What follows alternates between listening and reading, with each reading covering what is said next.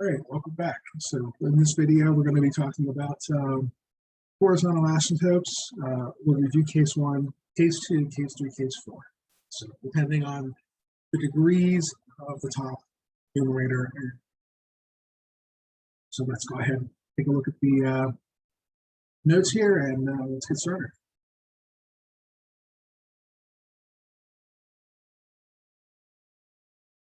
There we go. Key. So remember, case A, case 1 was so horizontal asymptotes.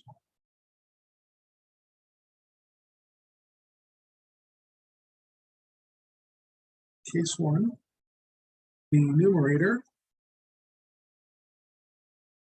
the degree of the numerator, is smaller than the degree of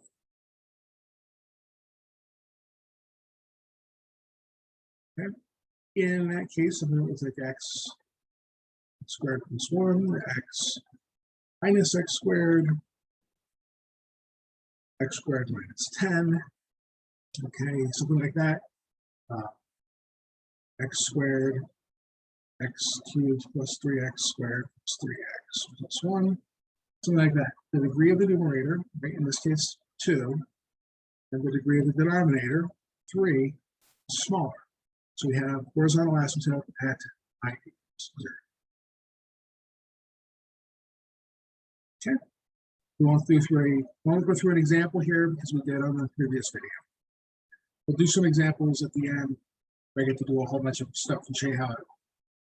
But case 2, the degree of the numerator is equal to the degree. Okay, that's something like 3x minus 1 over 4 minus 9x. The degree is 1. The degree is 1. Okay. Half x squared over squared minus 1. The degree is 2. The degree is 2. They're equal. Okay. In that case, the horizontal asymptote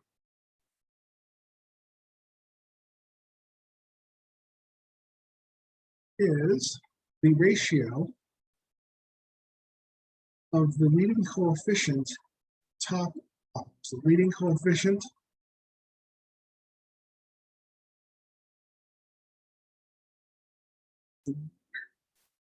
this is the leading coefficient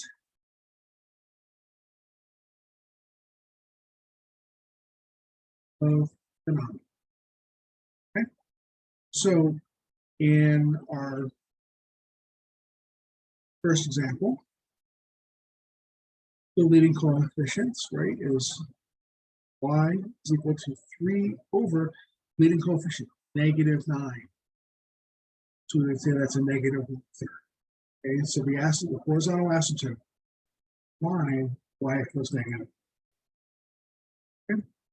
In part B, all right, the leading coefficient of the top is 1 over 2. The leading coefficient of the bottom is 1, so it's equal to a half. So the line y equals half is your horizontal asymptote. Let's go ahead and graph this one. Yeah, let's go ahead and graph. So this is 1/2 squared over x squared minus 1. I'm going to pause this for a moment. I have a kitty who has a heart condition. So apologies, just being a little bit. So I'm going to pause and we'll. Okay, please she'll be. I put her on camera. I will eventually, but she regards being picked up and people taking her ferritons as capital. So what we're going to have here, are there any common factors? Can I cancel anything? No. Okay. Okay. Next step. Okay. are there vertical asymptotes?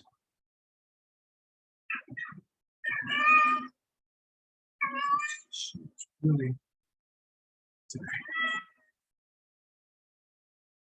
See, adorable. Okay, worth putting up with it. She's tiny. Okay, off you go. Please go to play. Yep, keep going. Yeah. All right. Vertical asymptotes. What's going on here? X squared minus 1 is equal to 0. X squared equals 1.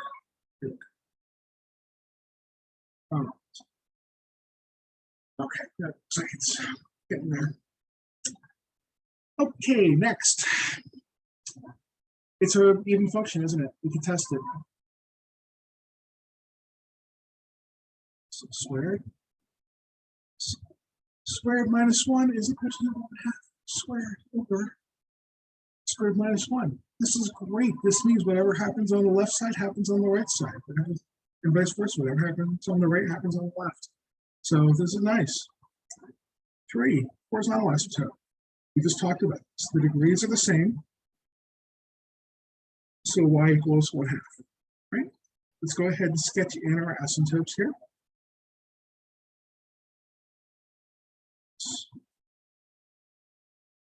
Okay. Let's see here. I'd like to get there we go. So we have and we have some asymptotes here. A lot of my students ask, like, we have to have good graphs. We have to be able to draw well. Look, if you can draw as well as I can, which is really low bar, you're fine.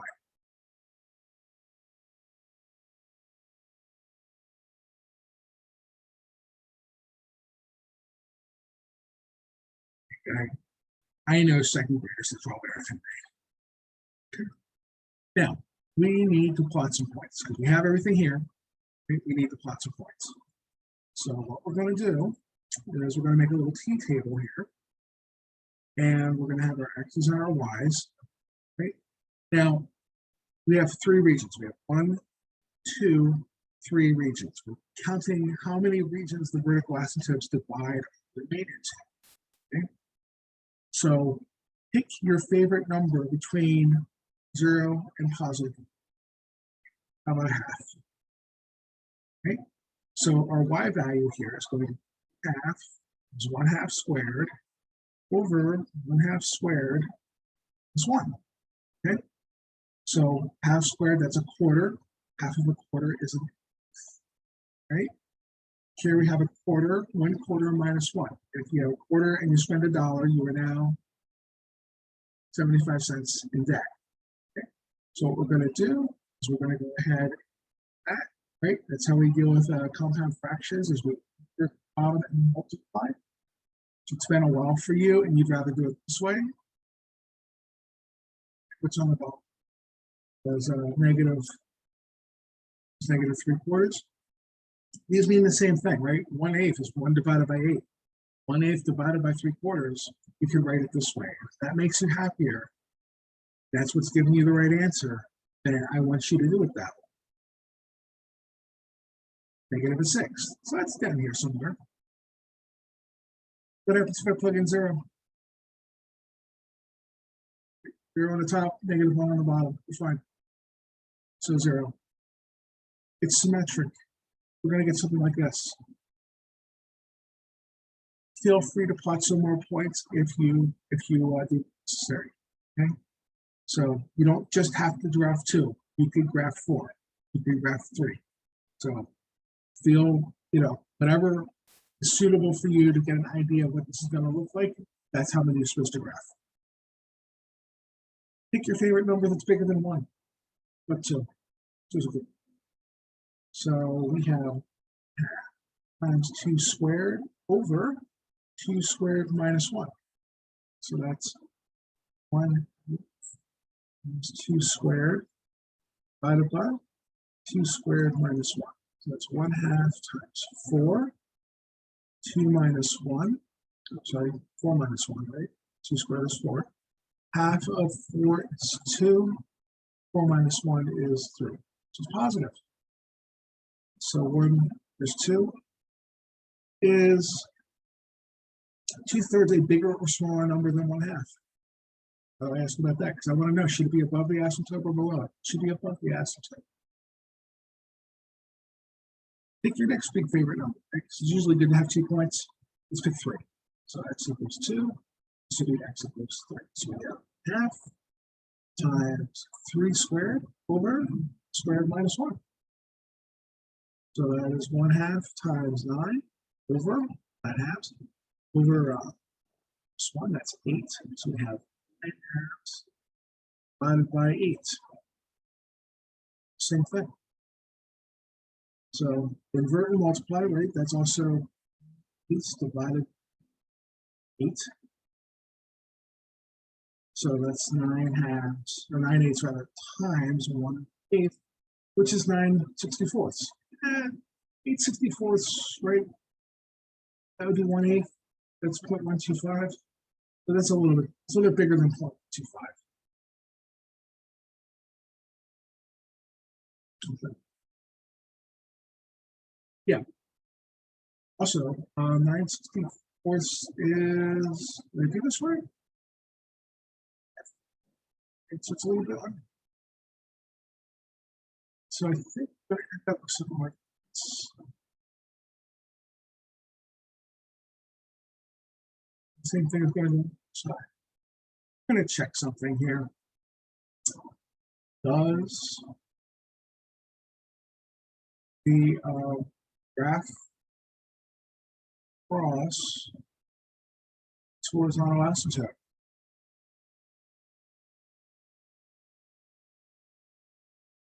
How do we figure that out? Well, we set it equal. Right? If it crosses it, they'd be equal at those places. So we have 1/2 x squared over squared minus 1 is equal to half.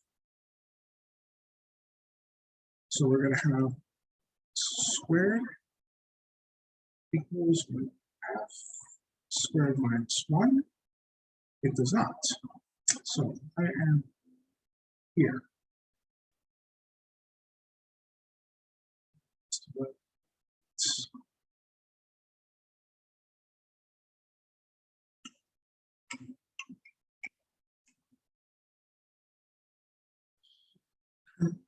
3 squared, half of 3 squared.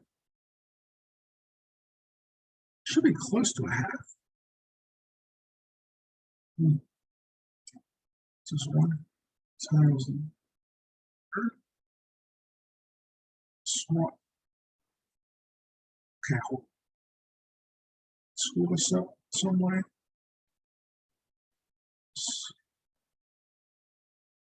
So just to continue this thought, sorry.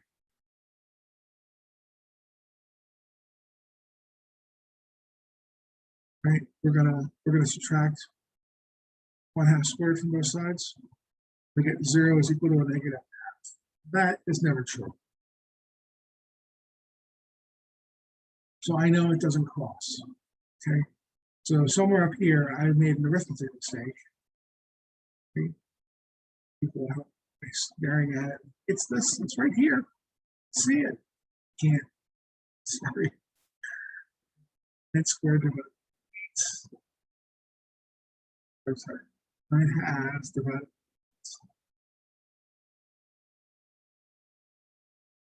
Over 8. Oh, that's it. This is 9/16. Of course, it's bigger than half. Okay, I did it. Sorry about that. 9/16 is a little bit bigger than that. 1/2, right? It's just getting smaller and smaller. So we're going that. Let's get this side. There we go. Okay. We end up like this. Right, there's our graph. Right? Great. Next, case 3. Okay, case 3. Case 3 is when the degree of the numerator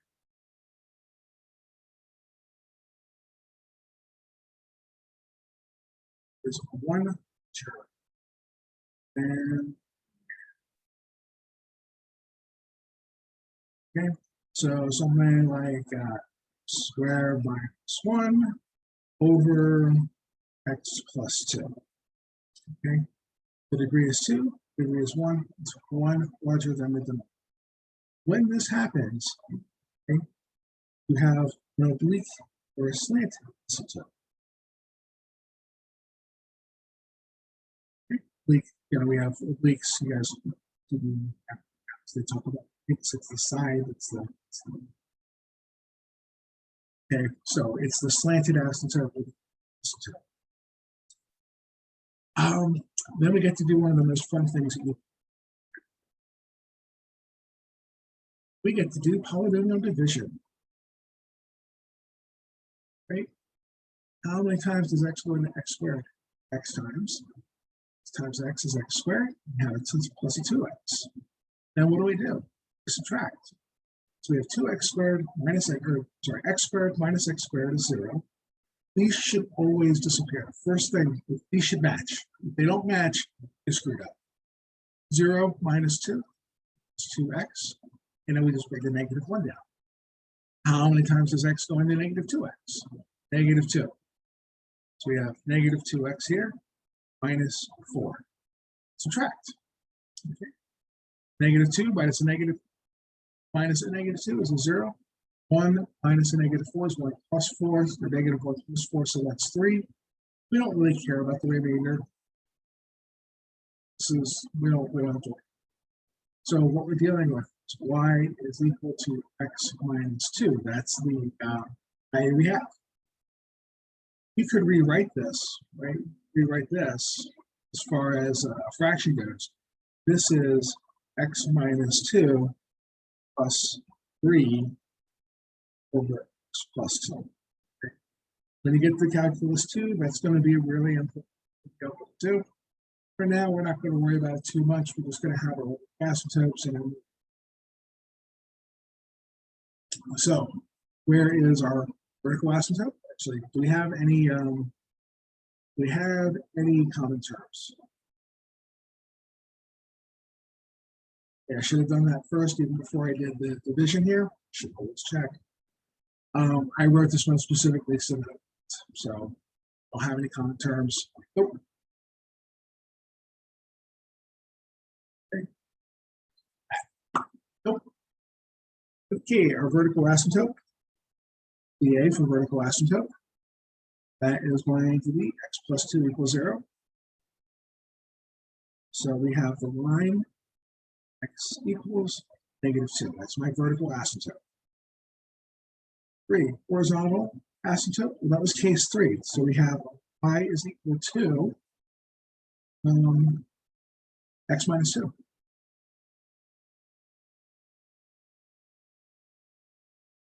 So notice this is the place of the vertical asymptote. This is our horizontal asymptote. So what's that going on?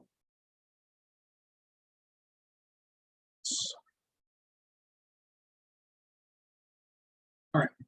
So when x is equal to negative 2, have a asymptote.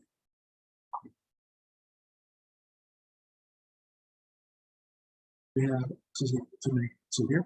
Then we have to graph this.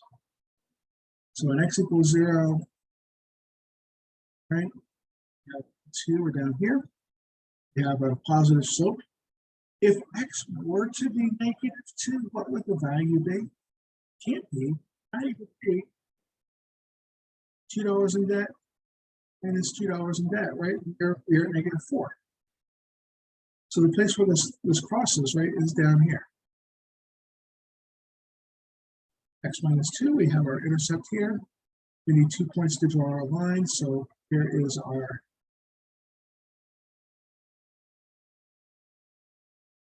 asymptotes, right? Now, this is not a symmetric function, okay? It doesn't cross at the axis. It's not a symmetric function. So we don't have to worry about symmetry. It's neither even nor odd. It's none of those.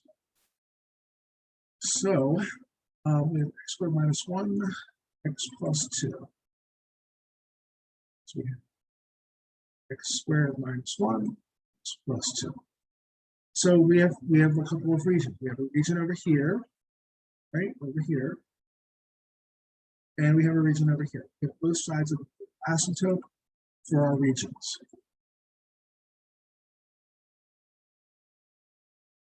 So pick your favorite number that's smaller than -2. -3. So if I plug -3 in, right, we're going to get this is what, x squared minus 1, x plus 2. So if I plug in -3, and we'll do 2 points of that 4. What's the asymptote value? What's my y asymptote value at -3? It's a short.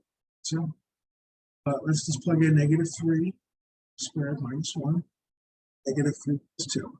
So this is 9 minus 1, negative. So that's 8 over negative. Is this bigger or smaller than the asymptote? So x equals -3. The y value of -3 is 2, right? So our asymptote equals x minus 2, so it's -5. -5 is bigger or smaller than -8. Would you rather be $5 in debt or $8 in debt? Rather be $5. So this is above the asymptote at that. Let's plug in the next one. So this is going to be x equals -3. This is x equals -4. So we have 4 squared minus 1, -4 plus 2. So that's 16 minus 1 over -4 plus 2 is -2. That's going to be 15 over 2. That's, what is that? It's like 7.5, -7. What would be my asymptote value? That would be -4 minus 2. That's -6.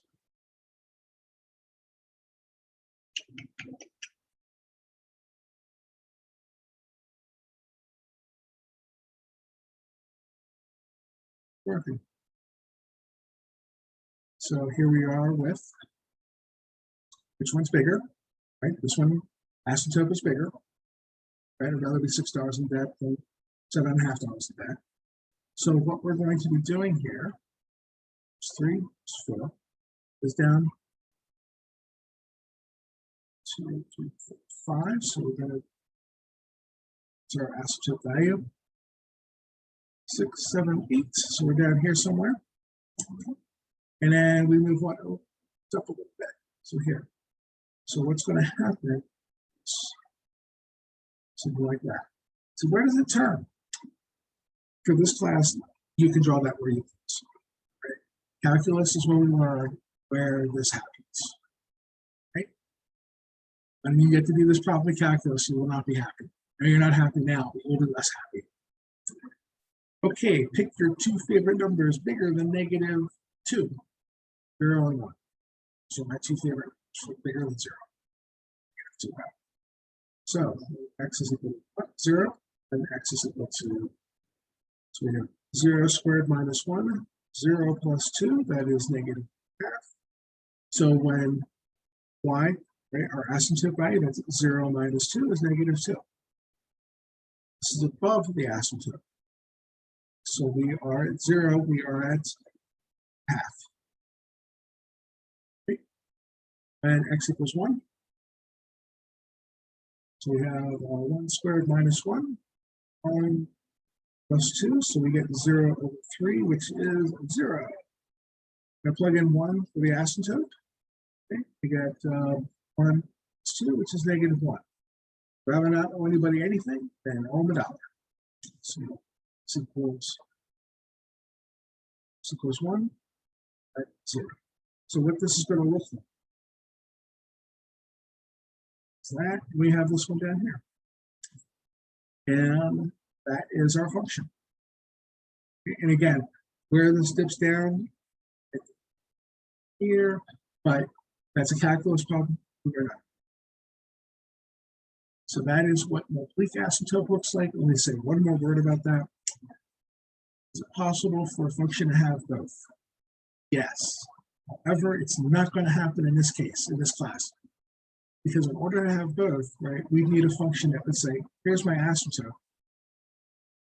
And then here is my horizontal asymptote. So, and we'll say, here's our vertical. So we might have a function that does something like this, right? And then a function that does something like this. Right? So how did I do this? I made it bent, right? It asymptote like that. The only way to do that is to have a piecewise function. So we're going to have piecewise functions on top of rational functions. They are not going to do that to you. Okay, you do not have to worry about it. So it can be both, but usually you're only going to have one or the other. It's never going to be both in this class. It's not that it can't happen, but in this class it will not happen. So the book makes a big deal. It's like, is it horizontal or oblique? Pick one. If it's that, then that's, you don't have to worry about the other. This is only case 3. You're not going to have it where it's case 3 and case 2. Okay? Or case 3 and case 1. It's not going to happen. So the book goes a little bit into it. They're a little bit too specific about this. Really, right? Oblique asymptotes look like this. What if m is 0?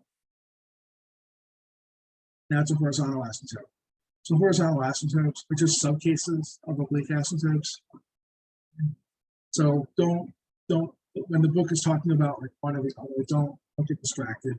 Realize it's one or the other, and the English word of or got nothing. But again, it is possible, but they are never going to throw this case in there.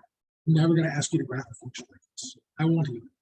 It's too difficult for this level of class when we live in the 21st century. Right? Because honestly, I go to Desmos, and so if it's that complicated, use graph. You have the tool available to you. If you're talking about 1950s and we have to do this by hand, then yeah, it's really important that we do this. But for us, this case is, oh, this is going to be complicated. Let's use a computer. So that's what we do. Case 4, you'll like case 4. The degree of the numerator is 2 or more larger than denominator. Okay. We're talking about something like x to the 5th, 4x squared, x 7, or x squared minus 3. We're not graphing this. The degree here is 5. The degree here is 2. 5 is bigger, 2, by more than 1. Right? So 5 is significantly larger than 2. There is no zero.